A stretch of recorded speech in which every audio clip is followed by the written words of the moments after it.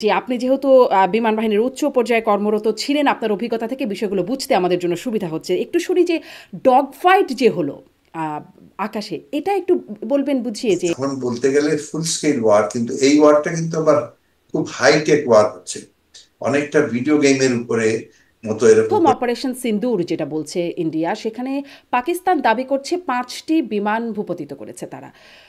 সেগুলোতে কি কোনো চালক থাকে না? ব্রাহ্মস যেটা দিয়ে ভাওয়ালপুরে যে অ্যাটাক হয়েছে, সেটা কিন্তু ওর রেঞ্জ হচ্ছে নিয়ারলি ৩০০ কিলোমিটার। ইয়েতে সুখোইতে 2জন পাইলট থাকে, পাইলট এবং ওয়েপন্স অফিসার বলে, রাফায়েলেও 2জন থাকে, MiG-29-এ একজন থাকে। এই সবগুলো বিমান ভারতীয় আকাশেই ছিল। যে পাকিস্তান অস্বীকার কেন করছে? ভারত যেমন সিন্দুর অপারেশন সিন্দুর করলো বলল, বা তারপরে এখন যখন ড্রোন হামলা না করছে না, সামরিক স্থাপনাতেও করছে, কিন্তু পাকিস্তান অস্বীকার করছে। আজকে যদি ভারতের টেলিভিশন দেখেন কয়েকটা স্টেশনে, তারা যেন এটা একটা টেলিভিশনের নাটক চলছে। রাফায় একটা দেখানো হচ্ছে বারবার, যে ওটা কাশ্মীরের ভিতরে শ্রীনগরের ধারে কাছে হুম। পড়েছে, কিন্তু ওটা আসলে কোনো এয়ারক্রাফটের পার্টস নয়, ওটা হচ্ছে এয়ারক্রাফটের ড্রপ ট্যাঙ্ক। আসলে সামরিক শক্তিতে সত্যিকার অর্থে কেউ কি এগিয়ে আছে বা কেউ পিছিয়ে আছে? মূল জিনিসটা তো প্রতিশোধ এবং পাল্টা প্রতিশোধ নয়, মূল সমস্যা হচ্ছে আপনার কাশ্মীর। যেখানে পাকিস্তান বলছে ১৩০টি পারমাণবিক অস্ত্র তাক করে রেখেছে ভারতের দিকে। আমি একটু আপনার কাছে এটিও বুঝতে চাই, পারমাণবিক শক্তির দিকে হিরোশিমার যে ড্রপ করেছিলেন, ওনার সাথে কিন্তু আমার দেখা হয়েছে এবং ওনার সাথে আমার ছবি আছে। পারমাণবিক বোমাটা ড্রপ করেছিলেন। কথা বলবো ভারত পাকিস্তানের যে উত্তেজনা চলছে স্বাভাবিকভাবে সেই বিষয়টি নিয়ে, কিন্তু আমি আসলে শুরুতেই একটু বুঝতে চাই আপনার কাছ থেকে, আপনি নিরাপত্তা বিশ্লেষক, আপনার অভিজ্ঞতা সেখান থেকে যদি আপনি একটু বলেন যে ঘটনা পরম্পরা আমরা যা দেখলাম পেহেলগাঁও হামলার পরে, জঙ্গিয়ার হামলার পরে ভারত পাকিস্তানের মধ্যে সীমান্তে গোলাগুলি, প্রাণহানি, ভারতের অপারেশন সিন্দুর, তারপরে ড্রোন হামলার খবর পাচ্ছি পাল্টাপাল্টি আমরা, মানুষ মরছে, সম্পত্তির ক্ষয়ক্ষতি হচ্ছে, কিন্তু এখনও যুদ্ধ শুরু হয়েছে এটা বলা হচ্ছে না। কি হলে বা কোন অবস্থায় গেলে বলা হবে যে যুদ্ধ শুরু হয়েছে, বা সাধারণভাবে কোন অবস্থায় গেলে বলা হয় যে যুদ্ধ শুরু হয়েছে? ফর্মাল ডিক্লারেশন অফ ওয়ার হয়নি, কিন্তু এখন যে অবস্থা, আজকে সকালের যে অবস্থা, এটাই যুদ্ধাবস্থাই বলা যায়। আমরা গতকালকে পর্যন্ত ভেবেছিলাম, এবং আমি বিভিন্ন অনুষ্ঠানে বলেছি, যে হয়তো এটা ইসরায়েল এবং ইরানের মধ্যে যেরকম হামলা পাল্টা হামলা হয়ে স্থিমিত হয়ে গেছে, একটা স্টেজে উভয় দলই ভেবেছে যে I have you know stated my points, তারপর থেকে হয়তো সেটা আর আগায়নি। কিন্তু আজকে সকালের যে ঘটনাগুলো, কালকে সারা রাত ধরে যেটা চলেছে, এখন তারা নাম দিয়েছে সিন্দুর 2, সিন্দুর 3।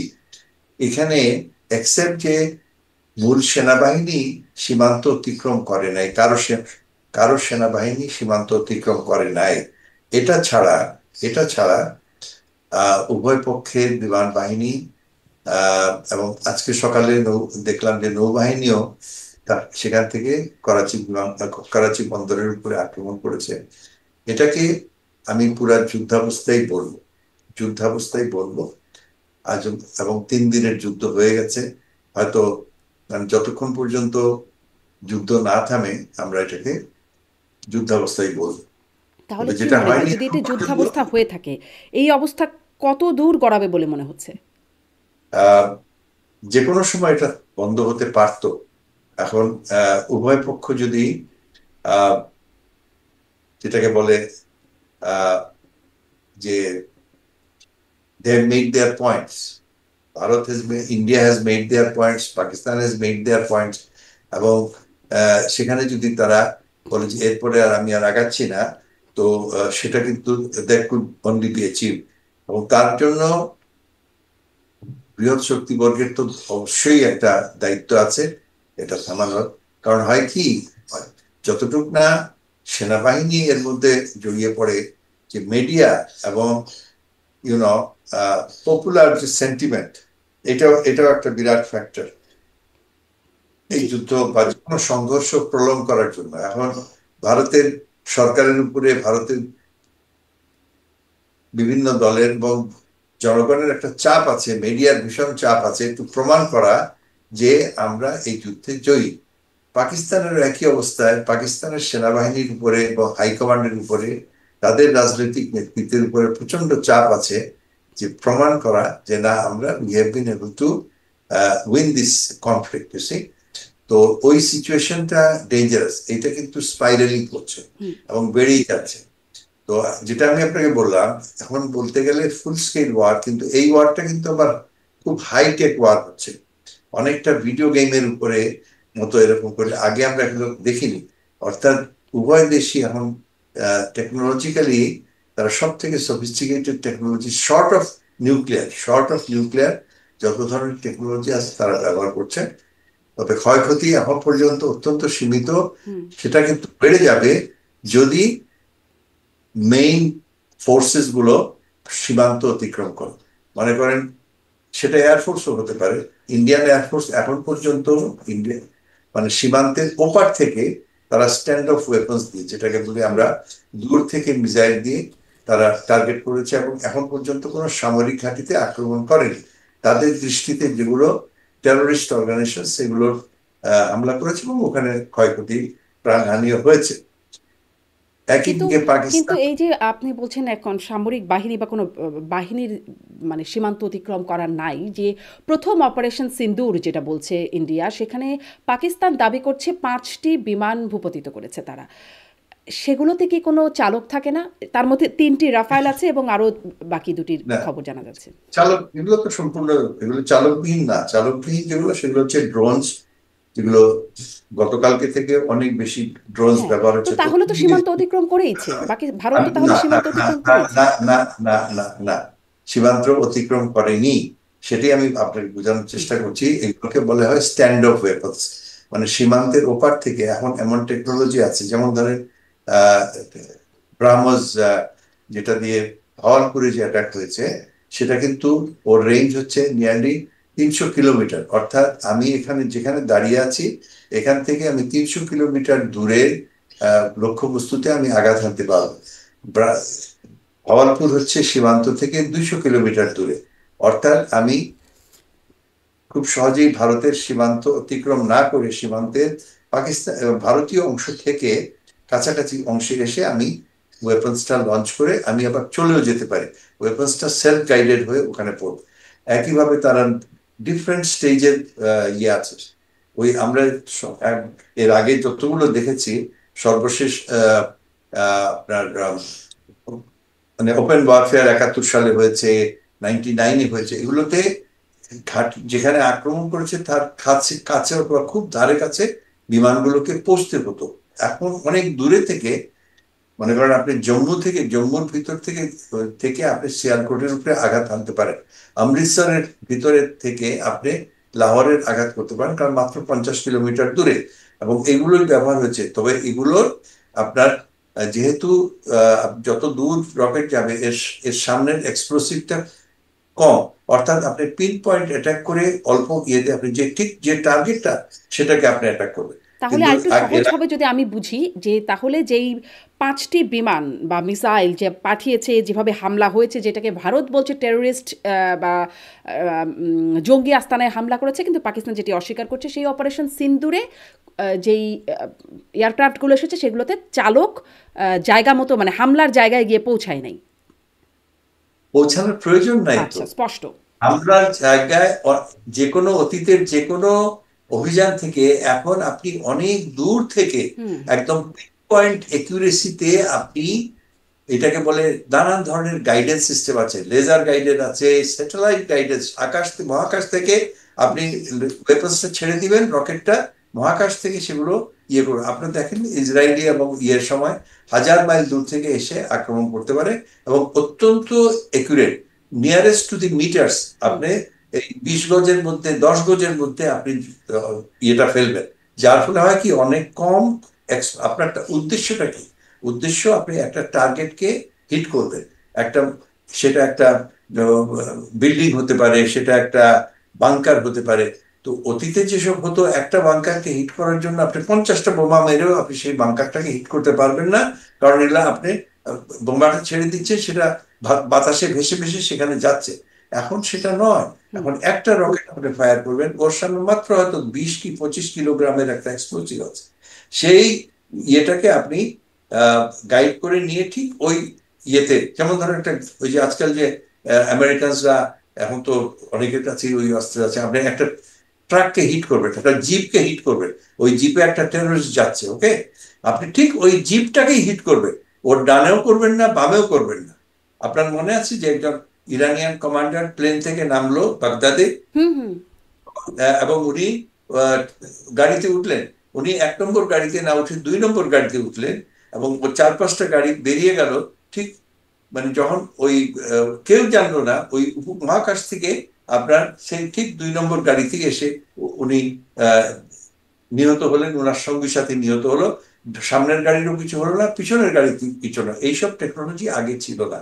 আমি আবারও বলছি, পাকিস্তান যেসব ভারতীয় বিমানকে ধ্বংস করেছে, এগুলো সব কিন্তু চালক চালক বাহী যেমন ইয়েতে সুখোইতে 2জন পাইলট থাকে, পাইলট এবং ওয়েপন্স অফিসার বলে, রাফায়েলেও 2জন থাকে, মিগ-29-এ একজন থাকে। এই সবগুলো বিমান ভারতীয় আকাশেই ছিল। ভারতীয় এবং পাকিস্তানি বিমানগুলো যারা প্রতিরোধ প্রতিরোধ করতে গেছে, তারাও কিন্তু সীমান্ত অতিক্রম করে নাই, তারা ভারতে যায়নি, পাকিস্তানের সীমান্ত থেকে তারা ওই ভারতীয় বিমানের দিকে তারা মিসাইল ছুড়েছে, ঠিক আছে, জি। এবং সেই মিসাইলগুলো ঘায়েল হয়ে প্লেনগুলো ভারতীয় এলাকায় পড়েছে। মানে আধুনিক, আপনি আগেই তবে বলছিলেন অত্যাধুনিক প্রযুক্তির মাধ্যমে এই যুদ্ধটা অত্যাধুনিক হচ্ছে। প্রযুক্তি আপনি অনেকটা যেহেতু ভিডিও গেমের মতো।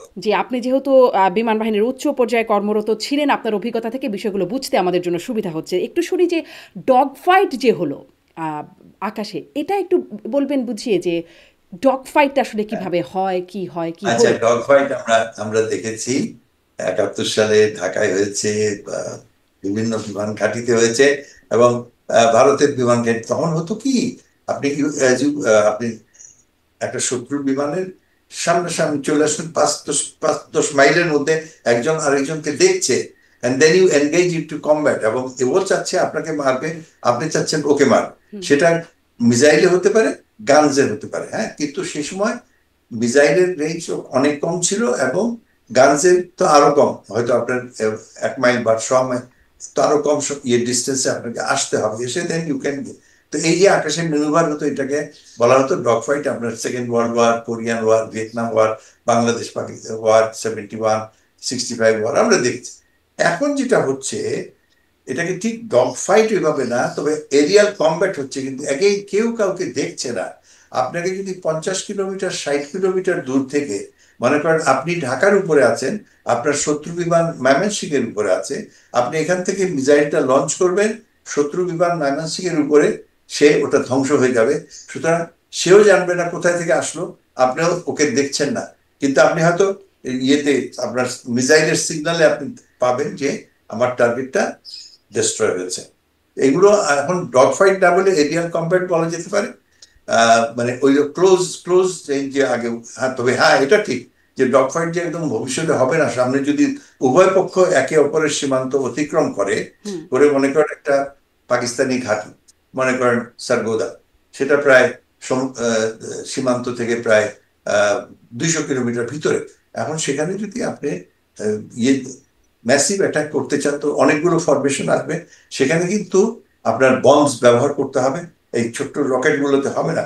আপনি রানওয়েকে ধ্বংস করবেন, আপনি এয়ারক্রাফটের ডিসপার্সাল যে এরিয়া আছে এগুলো ধ্বংস করবেন, তখন কিন্তু ওই it my end up in a close dog fight. সেই জন্য ধরেন এই যে আজকালকার যে প্লেন গুলো আছে, রাফায়েল বা সুখোই বা চাইনিজ যেটা, সবগুলোর মধ্যে আমরা বলি বিয়ন্ড ভিজুয়াল, দেখার দৃষ্টির বাইরে থেকেও যুদ্ধ করা যায়, আবার খুব কাছাকাছি যখন চলে আসে, যদি দৃষ্টির বাইরে আপনি পারলেন না, সে এসে গেছে, তখন আপনি ভিজুয়াল ডগ ফাইট হতে পারে। এবং এগুলো হচ্ছে আপনার, এগুলোতে সাহায্য নেওয়া হয় গ্রাউন্ডে যেসব রেডার থাকে সেগুলো, আপনি হয়তো ভিডিওতে দেখেছেন, পাকিস্তানের কিন্তু খুব বোধ পাকিস্তান এবং ভারতের লেয়ার ডিফেন্স আছে। অনেক দূর থেকে যদি শত্রু থাকে তাহলে এক ধরনের টেকনোলজি ব্যবহার হবে, যখন সে কাছে এসে যাবে এক ধরনের, আর যখন একদম সম্মুখ যেটা ডগ ফাইট হবে তখন সেটা আরেক ধরনের। তো সেগুলো হচ্ছে, তবে আজকে এই মুহূর্তে কিন্তু যেগুলো হচ্ছে অধিকাংশ আবার ড্রোন জি, এবং আমি একটু এইটা মনুষ্যবিহীন। একটু ড্রোনের বিষয়টা আরেকটু জানতে চাই যে ভারত বলল, ভারতের প্রতিরক্ষা মন্ত্রণালয় জানাচ্ছে যে ৩টি জায়গায় আহ, মানে সামরিক স্থাপনায় হামলা হয়েছে, জম্মু, পাঠানকোট এবং উদামপুরে আহ, ভারতীয় ড্রোন এবং মিসাইলের হামলা হয়েছে, অন্তত ১৫টি জায়গায় হামলা চালাচ্ছে পাকিস্তান, এই কথা বলছে ভারত। কিন্তু পাকিস্তান বিষয়টি অস্বীকার করছে। আমরা যদিও আন্তর্জাতিক গণমাধ্যম, আমরা আসলে ভারত পাকিস্তানের গণমাধ্যমকে এখন খুব আমলে নেওয়া যাচ্ছে না, কারণ তারা নানান রকম মিস ইনফরমেশন গুজব দিচ্ছে, যার যার পক্ষে হচ্ছে যা যা বলছে। কিন্তু আন্তর্জাতিক গণমাধ্যমগুলো বলছে, তাদের সংবাদদাতারা বলছেন যে সেখানে আকাশের ড্রোন বা ওই রকম কিছু দেখা যাচ্ছে, এক্সপ্লোশনের বা বিস্ফোরণের শব্দ শোনা যাচ্ছে ভারতের অভ্যন্তরে, এই বিষয়গুলো নিশ্চিত করছে। কিন্তু পাকিস্তান কেন তাহলে, মানে পাকিস্তান যদি করে থাকে ড্রোন আমি হামলা, আমি মিসাইল বুঝেছি হামলা, আপনার অস্বীকার করছে কেন? জি। আর না। যদি না করে থাকে ভারত বলছে কেন? আচ্ছা, পাকিস্তান বলেছে যখন ভারত আক্রমণ করেছে, তারা বলেছে আমরা বেসামরিক কোনো সামরিক ঘাঁটিতে আক্রমণ করিনি, যেটা সত্যি। মানে এই আপনার যেগুলো অনেকগুলো পাকিস্তানি ঘাঁটি আছে, সামরিক বড় বড় ক্যান্টনমেন্ট আছে, ইসলামাবাদ আছে, জিএসকিউ আছে, ওয়াহ, একটা পাকিস্তানের ওয়াহ বলে একটা আছে, সেখানে অর্ডিন্যান্স ফ্যাক্টরি আছে, অনেক বড় অর্ডিন্যান্স ফ্যাক্টরি, একটা শহরের সমান। তারপরে বিমান ঘাঁটিগুলো যেগুলো আছে আহ, উত্তরে এবং দক্ষিণে, করাচির পাশে, আপনার সর্বদার কথা বললাম, পেশাওয়ার শহরের পাশে আছে। এগুলো বিস্তীর্ণ, মানে 4-5 মাইল আরো বেশি এলাকা জুড়ে এগুলো আছে। এগুলো কিন্তু আক্রমণ করেনি। এখন ভারত পাকিস্তান বলছে আমি এটা প্রতিশোধ দেব, ঠিক আছে। এখন ওরা ওরা আক্রমণ করেছে তাদের দৃষ্টিতে যেগুলো টেরোরিস্ট, মাসুদ আজহারের জাইশে মোহাম্মদ, লস্করে তাইবা এবং আরো অর্গানাইজেশন গুলো যেগুলো আছে, তাদের ট্রেনিং ক্যাম্প, তাদের অ্যাসেম্বলি পয়েন্টে। কিন্তু পাকিস্তানের তো সেই সুযোগ নাই। ভারতীয় অধিকৃত অঞ্চলে এমন কোন টেরোরিস্ট অর্গানাইজেশন নাই যেটা পাকিস্তানে আক্রমণ করছে। হুম। পাকিস্তানে যে টেরোরিস্ট অর্গানাইজেশন যেগুলো আছে, সেগুলো বেলুচিস্তানে আছে, বেলুচ লিবারেশন আর্মি পাকিস্তানের দৃষ্টিতে। আর আছে পখতুনখোয়ায়, আফগানিস্তানে টিটিপি, তাহরিকে তালিবান পাকিস্তান। তো ওগুলার গেস্টে তো সবসময় চলছে। এবার পাকিস্তান যখন রিপ্লাই দিবে, এই রিপ্লাইটা হয় সিভিলিয়ান এরিয়ার উপরে হবে, যেটা জম্মু টম্মু হতে পারে। এখন শ্রীনগরে হবে না, ওখানে তো আহ, প্রায় সবই মুসলমান। ওখানে যদি আপনি একটা মার্কেটে হিট করেন, তো সেটা তো আপনি ওদের, সেটা হবে না। জম্মুতে হতে পারে, ওটা অধিকাংশই হিন্দু এবং শিখ অধিকৃত আছে।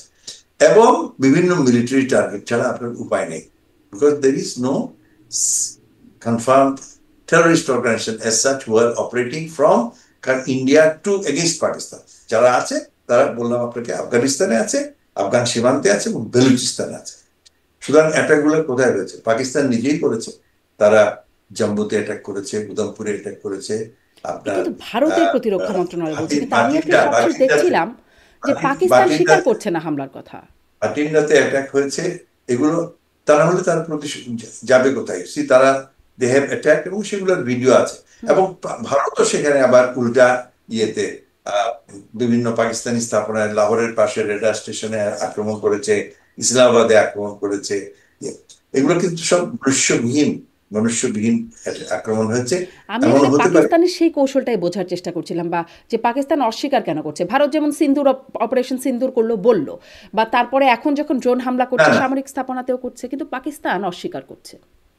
অস্বীকার করছে না। তারা বলছে আমি রিপ্লাই, অ্যাপ্রোপ্রিয়েট রিপ্লাই দিয়েছি, এবং সেই রিপ্লাই গুলো তারা, মানে they can't do it because এই ইয়েগুলা, ড্রোন গুলা তো লোকে দেখছে, হুম। ড্রোন গুলো আবার ধ্বংসপ্রাপ্ত হচ্ছে, সেগুলো মাটিতে পড়ছে। আহ সুতরাং এখন এগুলো অস্বীকার করার ঠিক উপায় নেই আর কি। মানে হুম। অস্বীকার না করলে তো আপনার তাহলে প্রতিশোধ আপনি কি নিলেন? পাকিস্তানের জনগণও তো চাচ্ছে সরকারকে কিছু একটা করতে। জি। কিছু একটা করতে গেলেই তাকে ওই স্থাপনাগুলোর উপরেই ইয়ে হয়তো হয়তো এমন বলতে পারেন যে এখনো তো তারা ইচ্ছা করলে জম্মুতে যে আহ আহ, তাদের যে ডিভিশনাল হেডকোয়ার্টার আছে বা শ্রীনগরে আছে, আপনার অমৃতসরে বিরাট তাদের হেডকোয়ার্টার আছে, ওগুলো হুম। কিন্তু এখনো অ্যাটাক হয়নি। But আমি বলছি যে এখন অনেকটা যুদ্ধাবস্থায় এই যে রেসপন্স গুলো হচ্ছে, এখনো এখনো এটাকে ক্যালিব্রেটেড রেসপন্স বলে আর কি মিলিটারিতে। মেপে চুপে আমি এগিয়ে যাচ্ছি, কিন্তু এটা যে কোনো সময় আরো বেশি, বিশেষ করে যখন সর্বশেষ যেটা শুনলাম নেভি, হুম। সবাই তো অংশগ্রহণ করতে যাচ্ছে। এখন নেভি তার ফ্লিট নিয়ে করাচির বাইরে এবং আমি তারা ভিডিও দেখিয়েছে যে তারা আহ, উম, আহ, আপনার করাচি বন্দরে আক্রমণ করেছে, যেটা 71 সালের পরে এই প্রথম আক্রমণ হলো। তো আপনি জানেন যে করাচি পাকিস্তানের একমাত্র সমুদ্র বন্দর বলতে গেলে। তো সেখানে আপনার যদি ক্ষয়ক্ষতি হয়, তার প্রতিশোধ আবার যদি নেয় ইয়ে, তো থিংস উইল স্পাইরাল। হুম। যে ভারত যেমন বলছে যে আর যদি পাকিস্তান যদি কোনো হামলা না করে তাহলে ভারত আর আগাবে না, বা ভারত সামনে আর সংঘর্ষ বা হামলায় বাড়াবে না। এই কিন্তু এই পাকিস্তান তো বলে রেখেছে যে তারা কড়া জবাব বা সুদে আসলে জবাব দেবে অপারেশন সিন্দুরের। এখন কি মানে এখান থেকে কি মনে হচ্ছে? জবাব তো আসছে, আবার এই যে ড্রোন হামলা হচ্ছে। হ্যাঁ, তো এটা তো জবাব দিচ্ছে। এবং সেগুলো আপনার ধরেন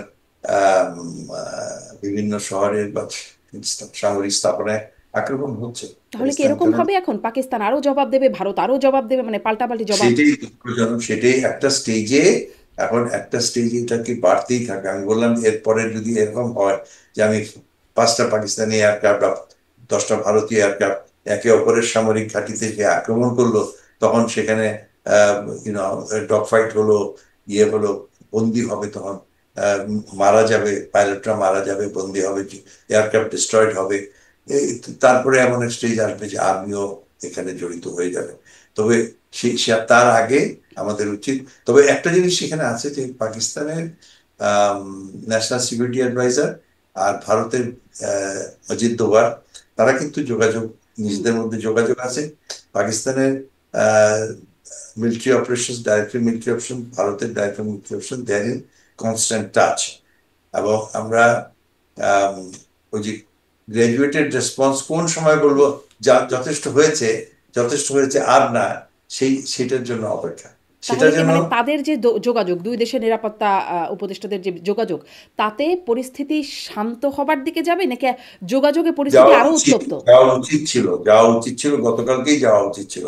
কিন্তু এখনো যে চলছে, ওই যে আমি বললাম যে একটা তো হচ্ছে আপনাদের মিডিয়া, উভয় দেশের মিডিয়া, তারা যুদ্ধের জন্য যারা actually, this the history of warfare is, যারা অ্যাকচুয়াল যুদ্ধ করে তাদের থেকে যুদ্ধে যারা কোনোদিনই জয়েন করবে না, হুম। যারা জানে যে আমি এই যুদ্ধে কোনোদিনই যাব না, আমার বাচ্চা কাচ্চা কোনোদিনই এই যুদ্ধ, তাদের উৎসাহ বেশি। আজকে যদি ভারতের টেলিভিশন দেখেন কয়েকটা স্টেশনে, তারা যেন এটা একটা টেলিভিশনের নাটক চলছে হুম। এইভাবে তারা এইটা যুদ্ধকে উপস্থাপন করার চেষ্টা করছে। ঠিক একইভাবে পাকিস্তানেও কিন্তু মানে যা মডারেট ফোর্সেস যারা আছে, প্রত্যেক দেশে যারা চায় যে এটা জিনিসটা একটা শান্তিপূর্ণ সমাধান হওয়া উচিত, তারা কিন্তু যুদ্ধের ব্যাকগ্রাউন্ডে চলে যায়। অতিমাত্রায় অতি উৎসাহী যারা এই মিডিয়া কন্ট্রোল করে, এই ক্রাউড কন্ট্রোল করে, পলিটিক্যাল ওপিনিয়ন কন্ট্রোল করে, তারা সামনে চলে আসে এবং তারা সবসময় কিন্তু সেফই থাকবে। তাদের ঘর বাড়িতে বোমা পড়বে না। তাদের হয়তো এমনও আছে তাদের কোনো স্টেকসই নাই ওই দেশে। মানে এই পরিস্থিতি আরো উত্তেজক হয়ে ওঠার পেছনে দুই দেশের মিডিয়ার একটা ভূমিকা আছে।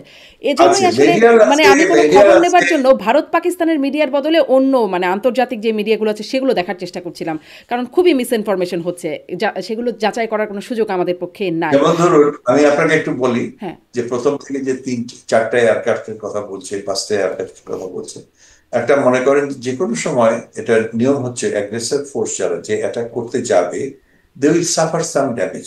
ওকে, আপনি সেটা ইতিহাস বলেন, আপনি ভিয়েতনাম ওয়ার বলেন, সেকেন্ড ওয়ার্ল্ড ওয়ার বলেন, ব্যাটল অফ ব্রিটেন বলেন, আপনি আমেরিকা আছেন, ইউএস 8th এয়ারফোর্সের ইতিহাস যদি পড়েন, 10টা এয়ারক্রাফটে গেছে, 6টা ফেরত আসছে, 4টা আসেনি। এক একটা, তখনকার তো মাল্টিপল ক্রু ছিল, এক একটা বোমবারে আপনার 7-8জন করে মানুষ থাকতো, তারা সাফার ট্রিমেন্ডাস। এটাই হবে। কিন্তু এখন সেটা অনেক কমে আসছে কিন্তু যে অ্যাগ্রেসর, যেমন ডে ওয়ানে কে অ্যাগ্রেসর ফোর্স ছিল? ইন্ডিয়ান এয়ারফোর্স অ্যাগ্রেসর ফোর্স ছিল না? They are the one who came in to, আপনি এই পাকিস্তান এয়ারফোর্স কি ছিল? Defending force. ঠিক আছে। সো তাদের এই অ্যাগ্রেসর ফোর্সের যে আহ, তারা কি ক্যারি করছিল? তারা বম্বস, রকেটস এন্ড অল। আর এরা করছিল ওই এয়ারক্রাফট ডিস্ট্রয় করার জন্য যে ধরনের মিসাইল, ওইগুলো মিসাইল দিয়ে তারা তৈরি ছিল, তাই না? তারা তার বম্বস ক্যারি করছিল। সুতরাং দুই একটা এই 70টা প্লেন নাকি অ্যাটাক করেছে, এখানে 3-4টা প্লেন যাবে। এটাকে বলা অ্যাট্রিশন বলে, অ্যাট্রিশন রেট, এটা খুব অতিরিক্ত না। তবে এখন পর্যন্ত প্রমাণ এটাই। আপনি হয়তো লক্ষ্য করেছেন একটা রাফায় একটা দেখানো হচ্ছে বারবার, যে ওটা কাশ্মীরের ভিতরে শ্রীনগরের ধারে কাছে হুম। পড়েছে, কিন্তু ওটা আসলে কোনো এয়ারক্রাফটের পার্টস নয়। ওটা হচ্ছে এয়ারক্রাফটের ড্রপ ট্যাঙ্ক। প্রত্যেক এয়ারক্রাফটের যখন আকাশে ওড়ে, বম্বস রকেট ছাড়া ওরা এক্সটার্নাল ফিউল ক্যারি করে। কারণ ফাইটার এয়ারক্রাফটে আপনার ভিতরে তেল গ্রহণ করার ক্ষমতা অত্যন্ত সীমিত। তো প্রথমে যখন সে টেক অফ করে, তখন সেই এক্সটার্নাল ট্যাঙ্ক গুলো থেকে তেল নেয়। তেল নিয়ে যখন সে যদি ফিরে আসতে চায় বা কোনো কমব্যাট করে, অথবা সে যদি মনে করে আমাকে দ্রুত ফিরে আসতে হবে, তখন ওই ড্রপ ট্যাঙ্ক গুলো ফেলে দেয়। একটা সুইচ টিপ দিলে ওগুলা মাটিতে পড়ে যাবে, এবং তখন প্লেনটা কি হয়ে যাবে, হালকা হয়ে যাবে, অনেক বেশি অ্যাজাইল হয়ে যাবে। সে কুইকলি সেটা হয় কাউকে ধরতে গেলেও সে এটা ড্রপ করবে, কোথাও থেকে সরে আসতে গেলেও সেটা ড্রপ। তো ওই একটা ড্রপ ট্যাঙ্ক বারবার দেখাচ্ছে, হুম। কিন্তু ওইটা কিন্তু কোনো না। এক জি। একটা প্লেন তার এখন মানে মনে করেন পাকিস্তানের এয়ারক্রাফট ভূপতিত করা হয়েছে এরকমটা বলবার সুযোগ নেই, ওটা একটা ড্রপ ট্যাঙ্ক বলে আপনি না বলছেন। না না না না, ওটা তো ভারতীয়। আপনি ভুল হ্যাঁ, হ্যাঁ। বুঝছেন, এটা হ্যাঁ, মানে হচ্ছে এই ভারতীয়। আবারও সেই গণমাধ্যমের গুজব, মানে অনেক গণমাধ্যমেই দেখানো হচ্ছে। বারবার বলছে জি। এটাকে, বলছে রাফায়েলের একটা, রাফায়েলের অংশ, কিন্তু এটা রাফায়েল প্লেনের অংশ না, এটা রাফায়েল অথবা সুখোই ওই যে এক্সটার্নাল ড্রপ ট্যাঙ্কের একটা অংশ। একটা প্লেন যদি এরকম ক্র্যাশ ড্রপ করে, ট্যাঙ্ক যদি আপনি ফেলা বলে হয় নিন। তাহলে মানে সেখানেও তো একটা ক্ষয়ক্ষতি হতে পারে, এ তো বেশ ভারী দেখে না মনে হয়। না না, ভারী হতে পারে, মানুষের বাড়ির উপরে পড়লে বা আপনার মাথার উপরে পড়লে এটা হ্যাঁ, ক্ষতি হতে হ্যাঁ। পারে। It is not carrying explosive, এবং মোস্ট অফ দ্য টাইম এটা ড্রাই। মানে প্রথমে সে প্লেনটা উঠে যখন, তখন সে নিজের তেল ব্যবহার করে না, সে এক্সটার্নাল ড্রপ থেকে প্রথমে তেল ব্যবহার করে। হ্যাঁ, ওটা যখন ড্রপস ড্রাই হয়ে যায়, এটাকে আমরা ড্রপস ড্রাই বলি, তখন সে ইচ্ছা করলে এটাকে একটা বাটন টিপ দিয়ে ফেলে দিতে পারে।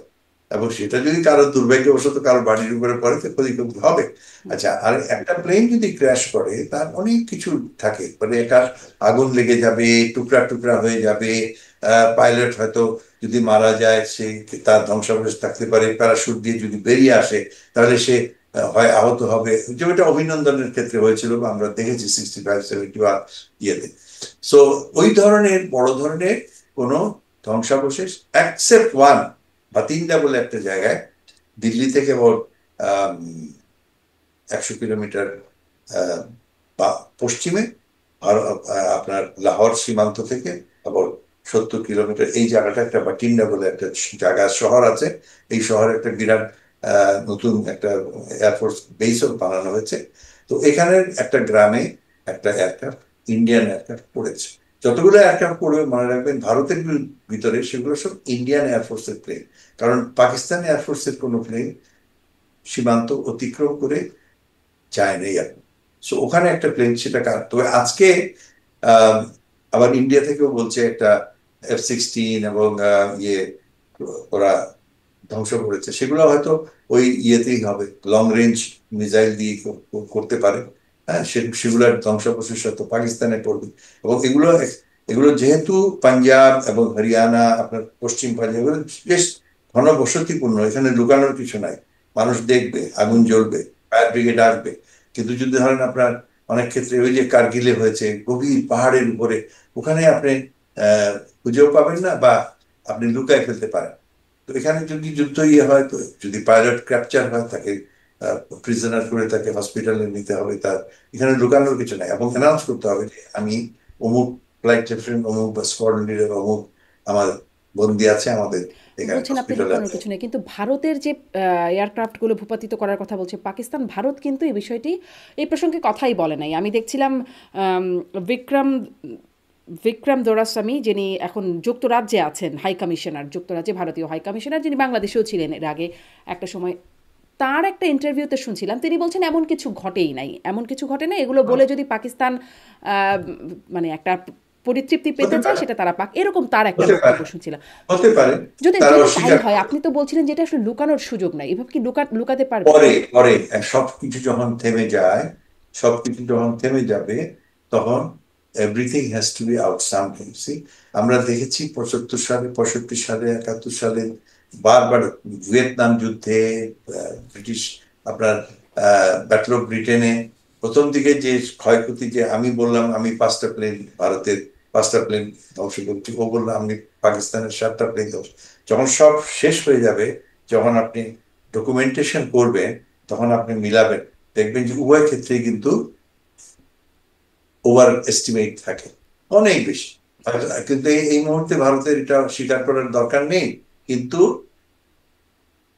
এটা প্রকাশ পাবে। এবং ওই যে বললাম ভাটি, যদি ভারতের কেন প্রকাশ পাবে, ভাটিন্ডাতে যেটা হয়েছে সেটা তো লোক দেখেছে, প্লেনটা তারা এখনো দেখায়নি, কিন্তু যারা গ্রামবাসী, ওই ভারতেরই মিডিয়া সেখানে গেছে, গ্রামবাসীর সাথে কথা বলছে, হ্যাঁ আমি দেখেছি আকাশে এটা ইয়ে ব্লাস্ট করে এটা ইয়ে হয়ে ওই সাইডে পড়েছে, ওখানে নিয়ে যায়নি, বাট ওখানে definitely by this time army এবং ইন্ডিয়ান এয়ারফোর্সের লোকজন সেখানে যাবে, ওর কি কি আছে না আছে যেগুলো উঠানো সেগুলো উঠায় নিয়ে আসবে, ছবি তুলবে, এগুলো এগুলো ডকুমেন্টেশন হতেই হয়। জি, একটু জানতে চাই যে আমরা তো দুই পক্ষের কাছ থেকেই শুনছি যে যার নিজেকে শক্তিশালী, বেশি শক্তিশালী বলে বলছে, আর গণমাধ্যম তো আছেই কার কেমন শক্তি।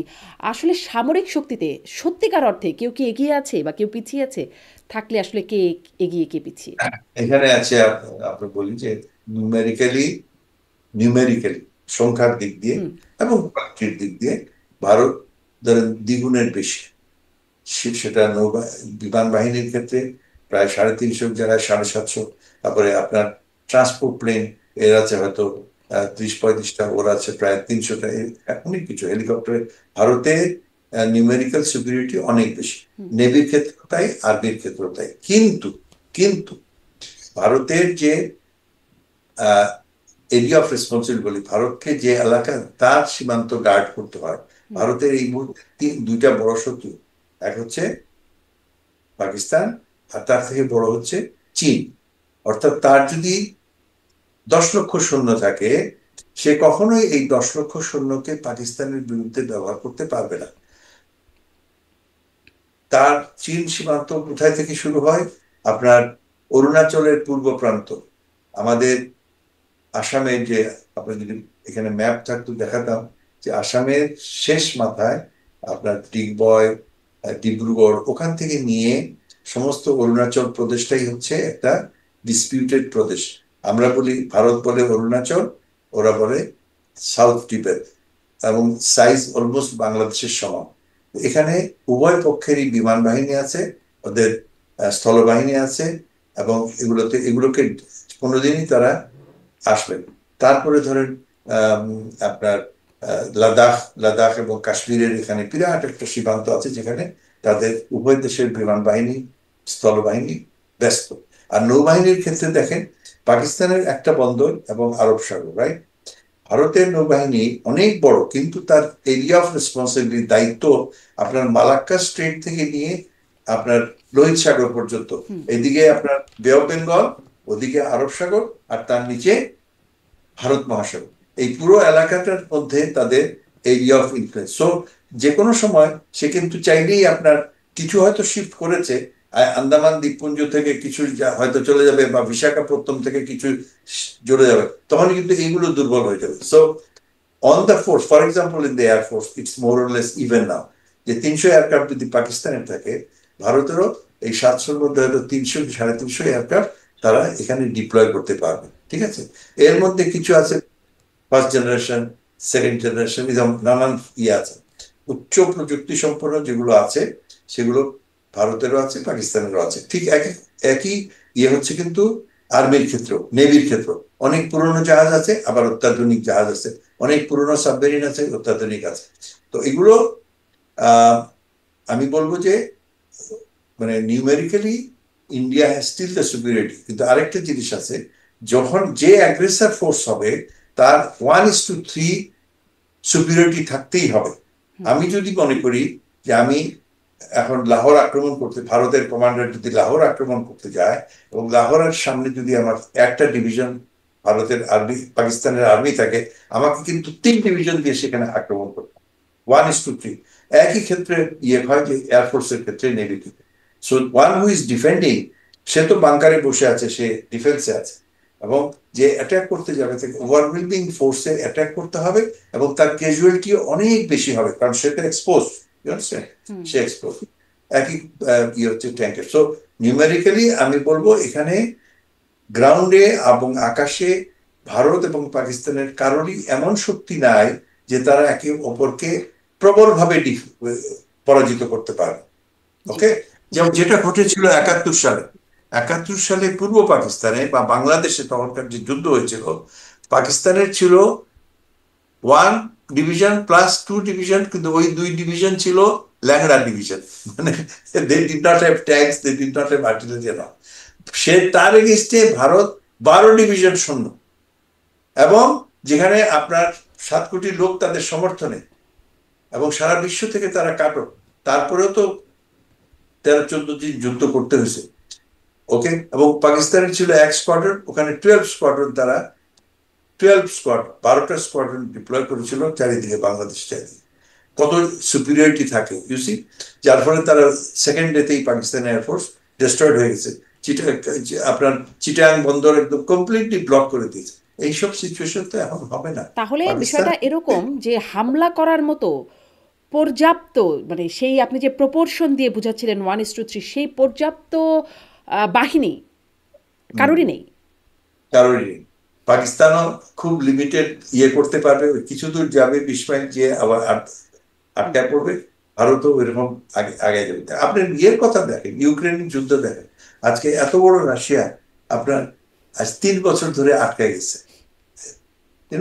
বর্ডার আর চেঞ্জ হচ্ছে না, প্রথম দিকে যে বর্ডার ছিল সেই বর্ডার। তো এক্ষেত্রে আমি মনে করি যে লোকক্ষয় এবং অর্থনৈতিক বিপর্যয় ছাড়া গেইন করার কিছু নেই। আর প্লাস মূল জিনিসটা কি? মূল জিনিসটা তো প্রতিশোধ এবং পাল্টা প্রতিশোধ নয়। মূল সমস্যা হচ্ছে আপনার কাশ্মীর। কাশ্মীর সমস্যার সমাধান থেকে আপনার টার্গেটটা হচ্ছে ভারত। পাকিস্তানের টার্গেটটা কি? পাকিস্তানের টার্গেট হচ্ছে যেভাবে হোক আমি কাশ্মীরটাকে একদিন, সম্পূর্ণ কাশ্মীর আমার আয়ত্তে আসুক। ভারতের হচ্ছে আমি কোনোভাবেই পাকিস্তানকে আমি দিব তো নাই, যেটুকু পাকিস্তানের অংশ আছে সেটাও আমার চাই। এটা পরিবর্তন হবে না। লাইন ওই আপনি মারানোর যে যুদ্ধ হবে, লোকক্ষয় হবে, এবং দুঃখজনক ভাবে সব থেকে গরিব অংশটাই সাফার করে। আপনি দেখেন এই যে বর্ডারে কারা থাকে, গরিবরা থাকে না। আপনি এই যে তারা আর্টিলারি হচ্ছে, একটা সৈন্য কে হয়? সৈন্য হয় নিম্নবিত্তের ছেলে, অফিসার হয় মধ্যবিত্তের ছেলে। কোটিপতির ছেলে নওয়াজ শরীফ আর তার সেনাবাহিনীতে নাই। সেখানে বলছি যুদ্ধের যুদ্ধের ক্যাজুয়ালিটিস হয় সব থেকে দরিদ্র যারা। তো আমি মনে করি যে এটা যত শীঘ্র সম্ভব তাদের এই এই সংবিধানটা ফিরে আসা উচিত।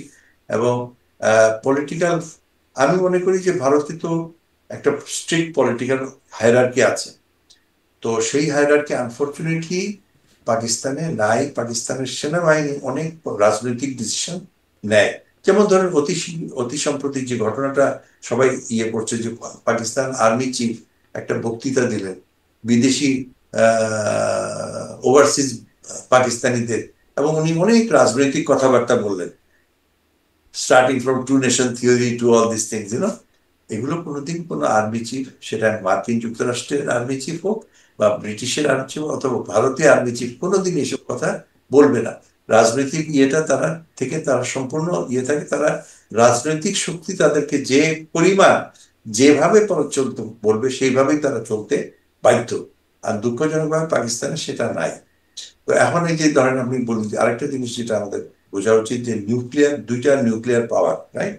কিন্তু তার আমরা যেটাকে বলি নিউক্লিয়ার থ্রেশহোল্ড, এমন একটা সিচুয়েশন হতে পারে যখন কোন সিচুয়েশনে আপনি ওই আত্মঘাতী সিদ্ধান্ত নিবেন যে আমি নিউক্লিয়ার ওয়েপন ইউজ করব। নিউক্লিয়ার ওয়েপন ইউজ করলে আপনি জানেন যে আপনি শত্রুর যেরকম ক্ষতি করবেন, আপনার নিজের ঘর বাড়ি, নিজের শহরও ধ্বংস হয়ে যেতে পারবে। কিন্তু সেই নিউক্লিয়ার থ্রেশহোল্ড আপনার পাকিস্তানে কখন হবে? যদি লাহোরের পতন হয়, সিয়ালকোটের পতন হয়, ইসলামাবাদের ধারে কাছে ভারতীয় সৈন্য পৌঁছে যায়, তখন হয়তো একটা সিচুয়েশন হবে যখন তারা nuclear threshold, nuclear weapons use করতে পারে। কিন্তু সেই ডিসিশনটাও কিন্তু পলিটিক্যাল ডিসিশন, কিন্তু এমনও হতে পারে যে সামরিক বাহিনীর যে প্রধান তিনি এই ডিসিশনটা নিতে পারেন। ভারতের ক্ষেত্রে কিন্তু সেটা অনেক কঠিন, মানে আপনাকে দিল্লির কাছাকাছি বসতে হবে, হুইচ ইজ নিয়ারলি 300-350 কিলোমিটার দূরে সীমান্ত থেকে, তাই না? তো আপনি ওই আপনার থ্রেশহোল্ডটা ভারতের অস্ত্র যে ব্যবহারের থ্রেশহোল্ডটা অনেক বেশি। এবং ভারত তো যেমন বলছে ধরেন আপনি তাদের নীতি নাকি প্রথমে ব্যবহার না করার নীতি প্রথমে এই যে ইয়ে জি তারা বলে দিয়ে, কিন্তু পাকিস্তান সেটা বলেনি। হুম পাকিস্তান সেটা বলে নাই, বারবার বলছে আমার এক্সিস্টেন্সিয়াল ক্রাইসিস, হুম আমার অস্তিত্ব যদি সংকটের সম্মুখীন হয় আমি ব্যবহার করব।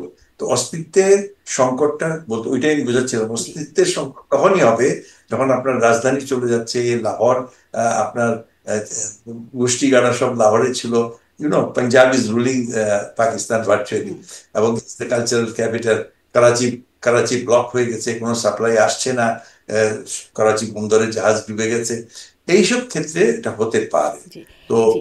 আমি আহ, কিন্তু পাকিস্তান আবার ওই যে হুমকি পাল্টা হুমকি তো চলছেই। কথায়, কথায় তো খুব যুদ্ধ হচ্ছে। সেখানে পাকিস্তান বলছে ১৩০টি পারমাণবিক অস্ত্র তাক করে রেখেছে ভারতের দিকে।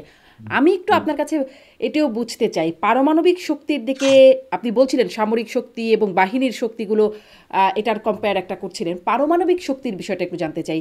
সেক্ষেত্রে কে এগিয়ে, কে পিছিয়ে? এগেইন এখানে দেখেন আপনার আহ,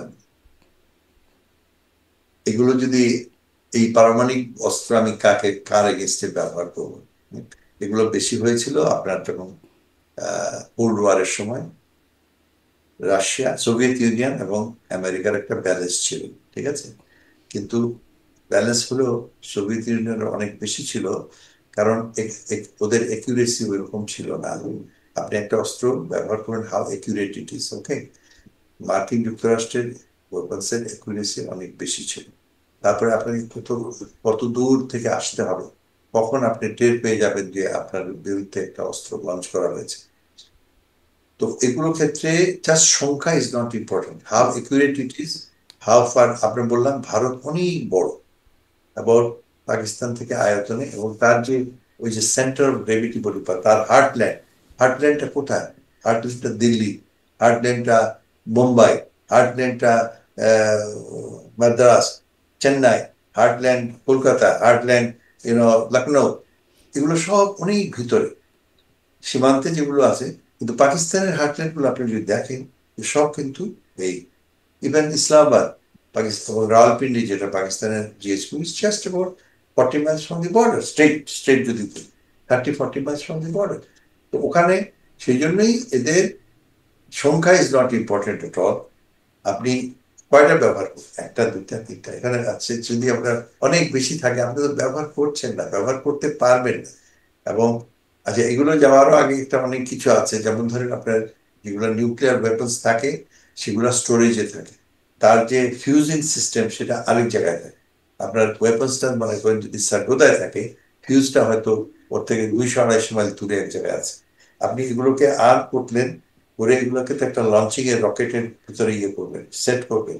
এই প্রত্যেকটা ফেজ কিন্তু মহাশূন্য থেকে মনিটর করা যায়, মার্কিন যুক্তরাষ্ট্র টের পাবে যে এখন পাকিস্তানে এগুলো কিন্তু, পাকিস্তান হোক ভারত হোক, ওয়েপন্স গুলো অনেক আলাদা আলাদা ডিসপার্সাল করে রাখা হয়, যাতে হঠাৎ করে আমি বলবো যে এই এক্ষুনি আমার মারো, সেটা হতো ইয়েতে, আপনার কোল্ড ওয়ারের সময় ছিল যে একদম তারপরেও আমেরিকান প্রেসিডেন্টের কাছে কোড গুলো থাকতো, এবং কোড গুলো ডিকোড করার এই একটা সময় থাকতো, কেউ যাতে এগুলো নাগাল না পায়। আই এম শিওর পাকিস্তানেও সেটা আছে, ভারতে তো আছেই। তো এবং ওটা আমি বললাম যেটা অচিন্তনীয় একটা, ওই সিচুয়েশনে অচিন্তনীয়, সুতরাং কার সংখ্যা কত ইজ নট ইম্পর্টেন্ট। তবে হ্যাঁ, আরেকটা জিনিস যেটা পাকিস্তানের ভালনারেবিলিটি সেটা হচ্ছে যে, এবং যেটার জন্য পাকিস্তান সবসময় দীর্ঘমেয়াদী যুদ্ধের জন্য প্রস্তুত নয়। কেন? যে ইকোনমি, অর্থনীতি, আপনি যখন আহ, আপনি এই যে ধরেন আপনি ড্রোন আসতেছে, আপনি মিসাইল ফায়ার করছেন, ওই ড্রোনটাকে ধ্বংস করছেন, বা এয়ারক্রাফট, প্রচন্ড আপনার খরচ হচ্ছে, খরচ হচ্ছে অস্ত্র ইয়েগুলো, এমুনিশন খরচ হচ্ছে ইয়ে, তখন কয়দিন পরে আপনার স্টক কতটুকু আছে, স্টক গুলোকে আপনি আনবেন কিভাবে ফেরত, ইউসি? কিন্তু সেই ক্ষেত্রে ভারতের একটা অ্যাডভান্টেজ আছে, বড় দেশ, বড় রাষ্ট্র, তার অ্যামিউনিশন ডিপো সেগুলো হয়তো কর্ণাটকে আছে, আপনার অনেক দক্ষিণে তার এগুলো বিন্দা পর্বতের ভিতরে তার ইয়েগুলো, তো সেখান থেকে আসতে যেভাবে সময় লাগে, কিন্তু সেগুলো স্টকও আছে, তাদের অনেক ওয়েপন্স, এই যে অর্ডিন্যান্স ফ্যাক্টরিজ গুলো অনেক সারা দেশ জুড়ে ছড়া আছে। প্লাস বাইরে থেকেও আনতে পারে, রাশিয়া তার মেইন সাপ্লায়ার, আমেরিকানস আর দেয়ার। কিন্তু এখন এই যে ধরেন হয়তো আগামী 2-1 দিনের মধ্যে আহ, মার্কিন যুক্তরাষ্ট্র পুরো স্যাংশন দিয়ে, মার্কিন যুক্তরাষ্ট্র অলরেডি তো ইয়ের উপরে স্যাংশন আছেই পাকিস্তানের উপরে। যদি স্পেয়ার পার্টস না আসে, না আসে, আপনি রান। ওই যে আমরা আমরা তো তখন অনেক আগের কথা, আমাদের 65 ওয়ারটা একটা প্র্যাকটিক্যাল ওয়ার ছিল, কিন্তু সেটা পাকিস্তানের বেশ অ্যাডভান্টেজ ছিল, কিন্তু আফটার 10-12 ডেজ অ্যামুনিশন ফিনিশড।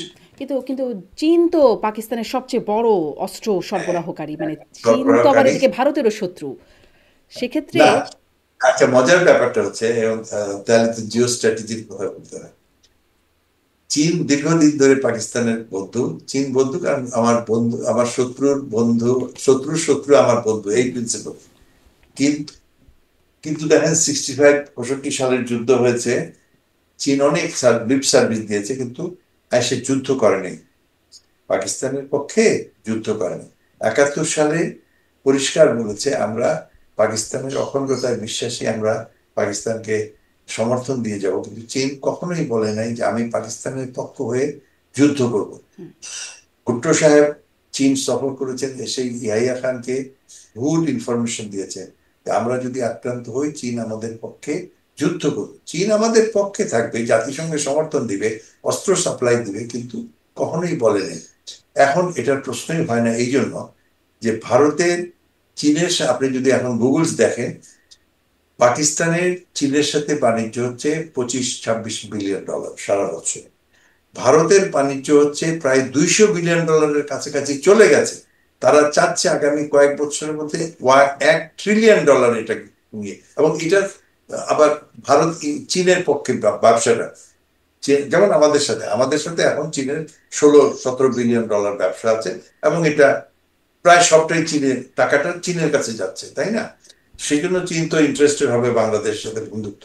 একইভাবে চীন চাইবে না এমন একটা স্টেজে যাক যে তার এই 200 বিলিয়ন ডলারের ব্যবসা নষ্ট। তার মানে তো সমীকরণটা খুবই তারা ইন্টারেস্টিং। সমর্থন জি, সমর্থন দিয়ে আমি যদি যাবে। একটু বুঝি যে তাহলে মানে শত্রুর শত্রু বন্ধু হলেও সেই বন্ধুকে এতটা যুদ্ধে অস্ত্র দিয়ে সহায়তা হ্যাঁ, করবে না যেন বাণিজ্যটা আবার নষ্ট না হয়ে যায়। হ্যাঁ, হ্যাঁ, আমি হয়তো অস্ত্র দিয়ে সাহায্যও করবে, কিন্তু ওই যে যেটা যদি কেউ ভেবে থাকে যে চীন আহ, নতুন ফ্রন্ট খুলবে, খুলে এই অরুণাচলে আক্রমণ করবে, দ্যাট ইজ টু ফার ফেচেড। করতে পারে যদি তার Pakistan itself is in danger of existence. ওই যে এক্সিস্টেন্সিয়াল ক্রাইসিস বললাম, পাকিস্তানের সামরিক শক্তি যদি একদম কোল্যাপস করে যায়, এবং দেখা যাচ্ছে যে ভারতীয় বাহিনী ঢুকে পড়েছে, অনেক দূর চলে যাচ্ছে, সেই ধরনের একটা সিচুয়েশনে হাইপোথেটিক্যাল চীন হয়তো ডাইরেক্টলি একটা ফ্রন্ট খুলে ফেলতে পারে। সেটা তো তাদের খুলে ফেলতে পারে। নিজেদের যুদ্ধে জড়িয়ে যাওয়ার কথা, কিন্তু আমি বলছি যে যুদ্ধাস্ত্র সরবরাহ করা, এখানেও তো আবার তাদের যুক্তরাষ্ট্র তাদের সরকার। তো আর্থিক লাভও আছে, তা অস্ত্র তো আর ফ্রি দিবে না, হ্যাঁ, বিক্রি করবে। হ্যাঁ, কিন্তু আবার দেখেন কতটুকু দিবে, প্লেন করে আনতে পারে বা জাহাজ করে আনতে পারে, কত দূর দূরে ঘুরে আসতে হয়। আপনার করাচি বন্দরটা যদি, পাকিস্তানের তো একটা মাত্র বন্দর করাচি বন্দর, করাচি বন্দর যদি ব্লক করে দেয়, আপনি আনবেন কোথায় দিয়ে? আকাশ দিয়ে আপনি কি কতটুকু অস্ত্র আনতে পারবেন? আপনার you don't have that, very limited. তো এগুলো আসে লং টার্মে, হয়তো রিপ্লেনিশমেন্ট বলি আমরা, রিপ্লেনিশমেন্ট করতেই হবে, কিন্তু উম, এটা একটা আর কি। তারপরে দেখেন আরেকটা জিনিস, আন্তর্জাতিক পরিমণ্ডলে একসময় ছিল যে সৌদি আরেবিয়া, কুয়েত, কাতার, মুসলিম দেশগুলো অন্ধভাবে সমর্থন দিবে পাকিস্তান, সেই দেশ কিন্তু নাই। আপনি দেখেন আজকে 4 দিন হয়ে গেছে, আপনি দু একটা সিম্পেথি পেতে পারেন, কিন্তু আজকে যে সৌদি অনেক কিন্তু কমন আছে, F-16 সৌদি আরবে আছে, আর তারা কিন্তু ইচ্ছা করলে আপনার ফ্লাই করে বলে, ওকে তোমার পাইলট পাঠাও, এটা ফ্লাই করে নিয়ে যাও, করবে, কেউ করবে।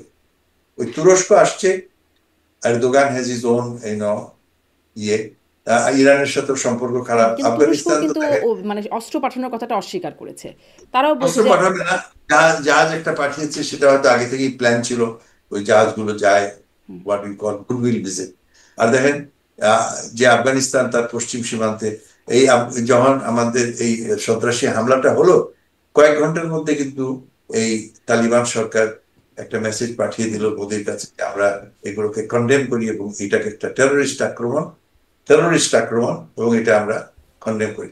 এই তালিবান সরকার কিন্তু পাকিস্তানের জন্ম, পাকিস্তানে গড়ে উঠেছে, পাকিস্তানের অস্ত্রে, পাকিস্তানের ইয়েতে তারা ক্ষমতায় গেছে, কিন্তু এখন তারা শত্রুতা, যেহেতু তাদের হোল সীমান্তটা নিয়ে তাদের আছে, তারা ভারতের পক্ষে, অর্থাৎ কি আপনার পিছনে একটা শত্রু, বেলুচিস্তানের শত্রু, ইভেন ইরানের সাথেও সম্পর্ক এখন ভালো না, শিয়া সুন্নি নিয়ে হুম। সমস্যা।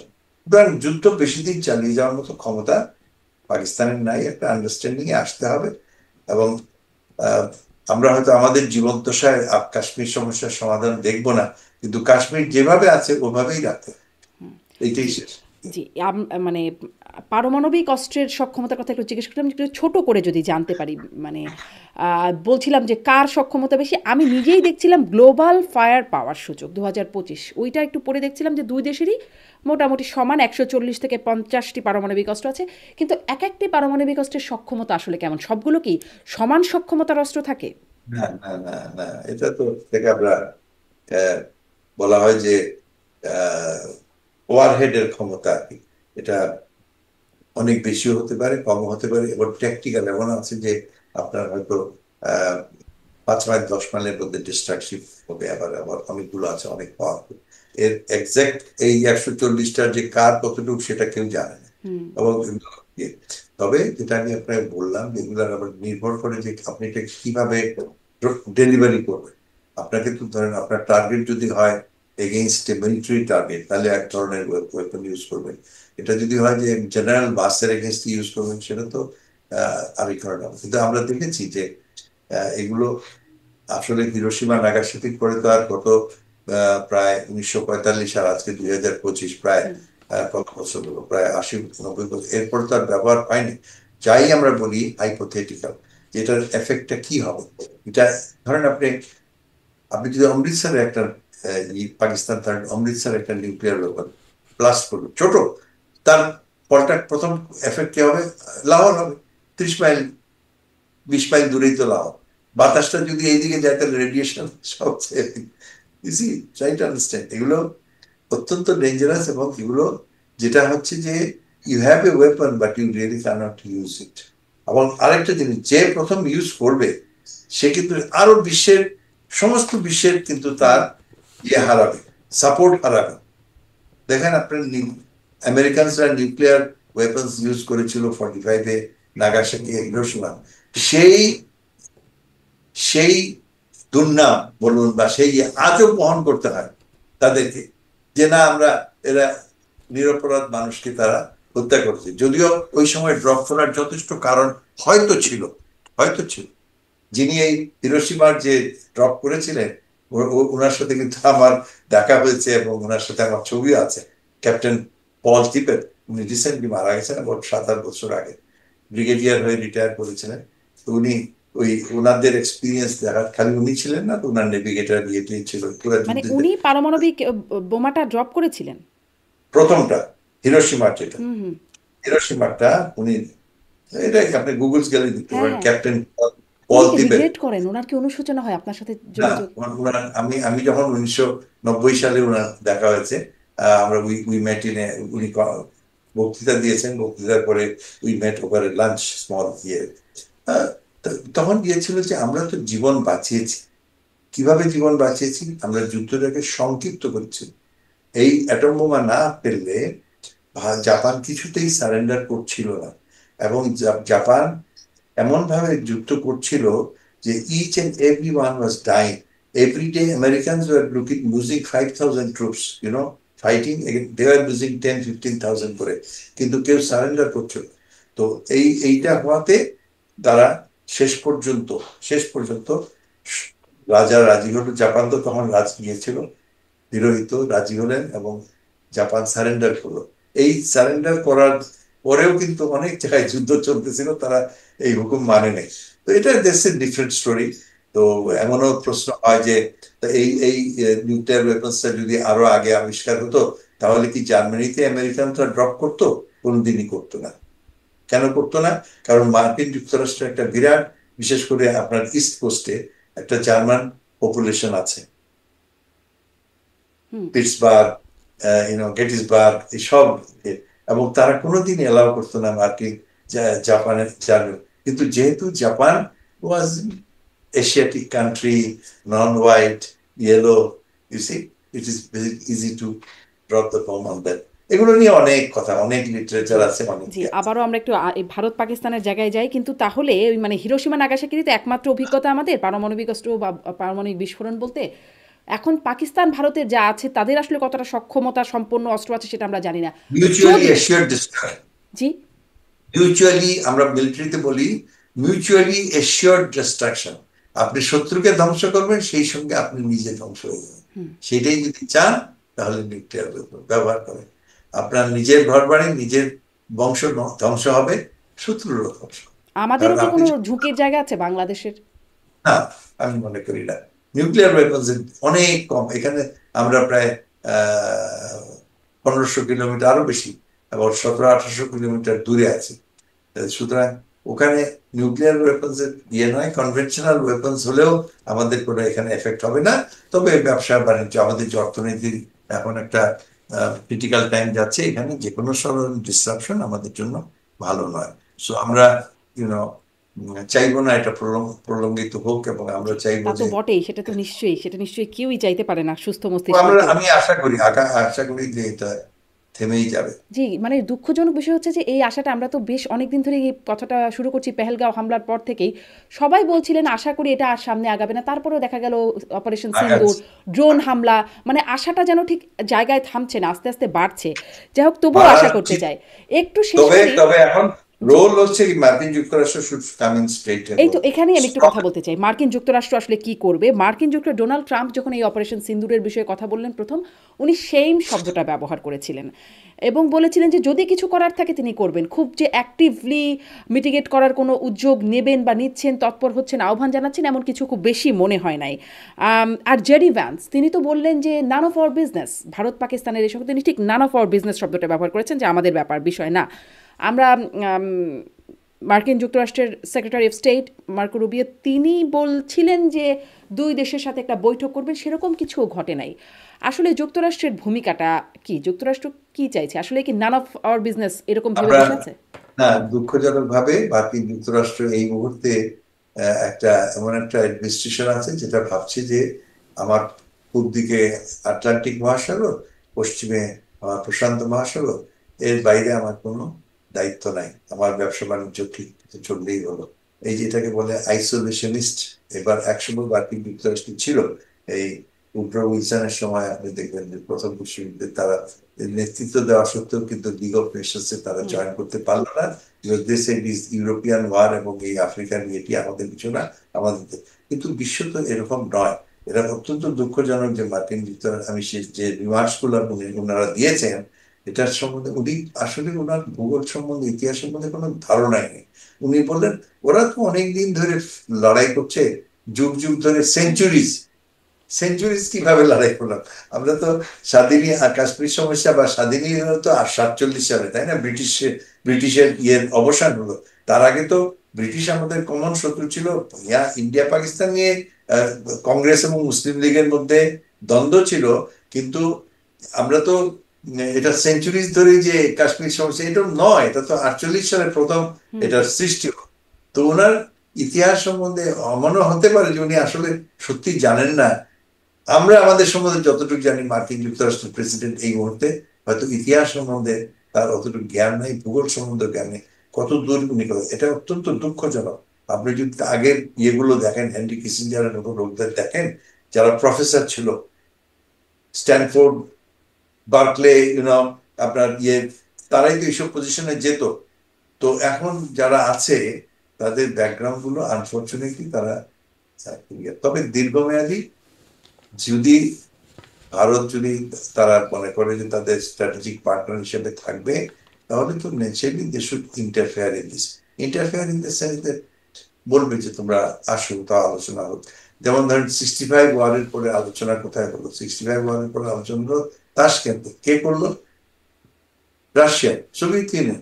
সোভিয়েত ইউনিয়ন যেটা কমপ্লিটলি ভারতের পক্ষে ছিল, কিন্তু সেই বললো যে চলেন আমরা আলোচনা করি, এবং তাশকেন্তে একটা চুক্তি স্বাক্ষর হলো, কিছুদিনের জন্য অন্তত পিস ফিরে আসে।